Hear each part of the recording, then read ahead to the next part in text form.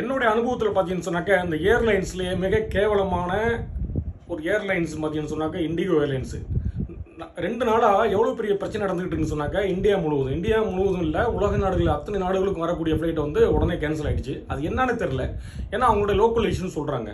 இப்போ நீங்கள் இண்டிகோ ஏர்லைன்ஸில் யாரோட டிக்கெட் கன்ஃபார்ம் பண்ணியிருக்கீங்களோ அவங்களாம் வந்து தெருவில் நிற்கிற மாதிரி சூழ்நிலை இருக்குது. ஏர்போர்ட்டுக்கு வந்திருக்காங்க, எமிக்ரேஷன் முடிச்சிருக்காங்க, இருந்தாலும் ஃப்ளைட் இல்லை, ரீஷெட்யூல் பண்ணுறாங்க இன்னைக்கு நாளைக்கு. அதே போல் அவங்களுக்கு தங்குறதுக்கு ஒரு இடம் அரேஞ்ச் பண்ணல, அவங்க சாப்பாடு கொடுக்கல.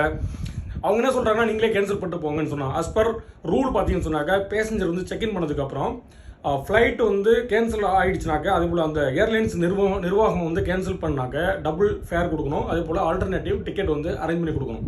அதனால மக்கள்கிட்ட என்ன சொல்கிறாங்கன்னு சொன்னால் பேசஞ்சர்கிட்ட நீங்களே கேன்சல் பண்ணிட்டு போங்கன்னு சொல்லிட்டு, அது எப்படிங்க உங்களை நம்பி நாங்கள் டிக்கெட் கன்ஃபார்ம் பண்ணுறோம், எங்களோட வேலைக்கு போகிறதுக்காக, எங்களோட உறவினர்கள் பார்க்க போகிறதுக்காக, எத்தனையோ ஒரு இம்பார்ட்டனாக இருக்காங்க, எத்தனையோ பேர் தாய் தந்தையர் இழந்தவர்களுக்காக அவங்க வந்து பயணம் பண்ணலாம். இந்த சூழ்நிலையில் சடனாக அவங்க வந்து கேன்சல் பண்ணுறதுங்கிறது யாராலையுமே ஏற்றுக்க முடியாத விஷயம். இது போல் நடக்காமல் இருக்கிறதுக்காக இந்திய அரசு வந்து ஒரு நடவடிக்கை எடுக்கணும் இது போல் ஏர்லைன்ஸ் நிறுவனத்தின் மேலே.